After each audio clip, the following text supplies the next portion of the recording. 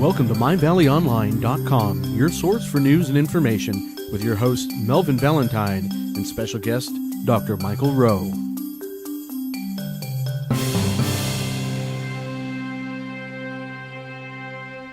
Hi, welcome to MyValleyOnline.com. I'm your host, Melvin Valentine, and I'm sitting here with special guest, Principal Rowe from Tahquitz High School. How you doing today, Dr. Rowe? Yeah. Doing well. Thanks for having me. So why don't you tell us about this school year at Tahquitz? I heard a lot of great and exciting things took place this school year. Why don't you tell our audience what happened this year in an overview? It's a great year for Tahquitz High School.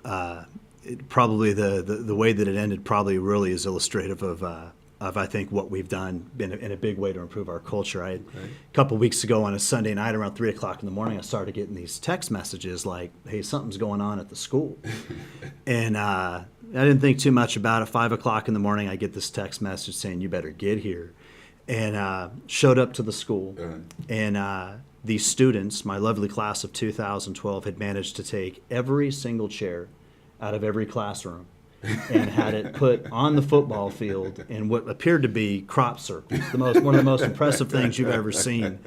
And it was awesome, man. But a good sign that kids have a home at Tahquitz. Kids feel connected to the school, and it speaks to just the kind of kids that we have at Tahquitz. I without question, I've got the best kids, best teachers, and best staff around me. Yeah, and one of the things that I'm very excited about at Tahquitz that you guys are engaging students and bringing new media technology into the campus, and so you guys are kind of embracing those new platforms. Why don't you tell us a little bit about that and regarding how Tahquitz is merging some of those new media technologies in the learning process or just campus life and the culture?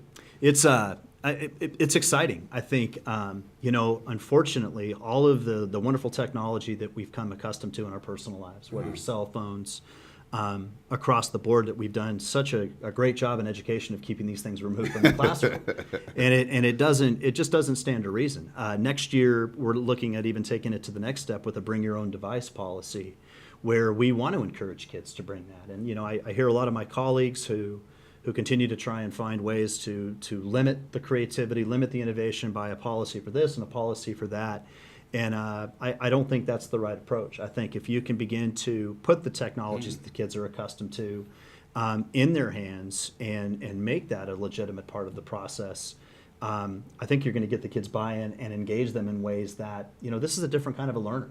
We've dubbed them the ADHD generation, when the reality of it is, I think that's a fallacy. I think you've got kids now that can multitask in ways they never have before. Yeah. They can sit there in Facebook, they can tweet, they can Google a response, they can text a neighbor, all while listening to your lesson without the traditional come in, sit down, shut up, and if you're lucky on Friday, I'll give you a crossword puzzle. Yeah. So at Tahquitz, without question, we embrace and open the door to the technology. I think it's the right thing to do. Yeah, and a lot of the school system, we're still built on a model that was for the Industrial Revolution. Absolutely. And now we're in the information age.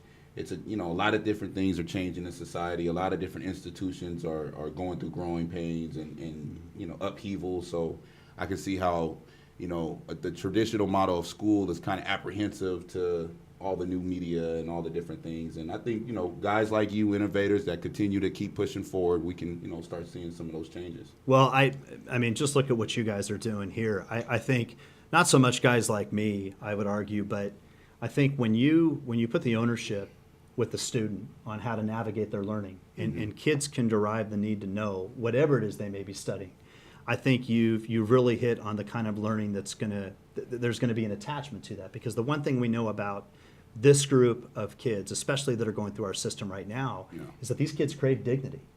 They want to be able to do something with their learning that is meaningful, that speaks to who they are, where they've been, who they're becoming.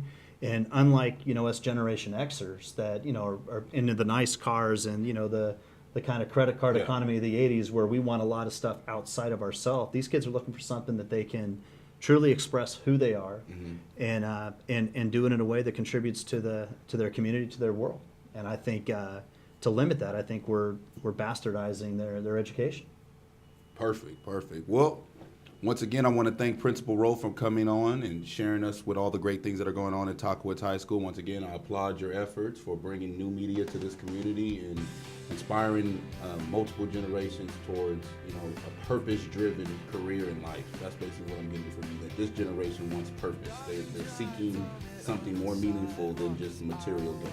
Absolutely. And I think the students at Tahquitz High School are a prime example of that. Check us out on Facebook, MySpace, Twitter. Students are updating the website. It is a school that is, without question, student-centered. And in my opinion, that's the only way to go. Perfect. Thank you. You heard it here first on myvalleyonline.com.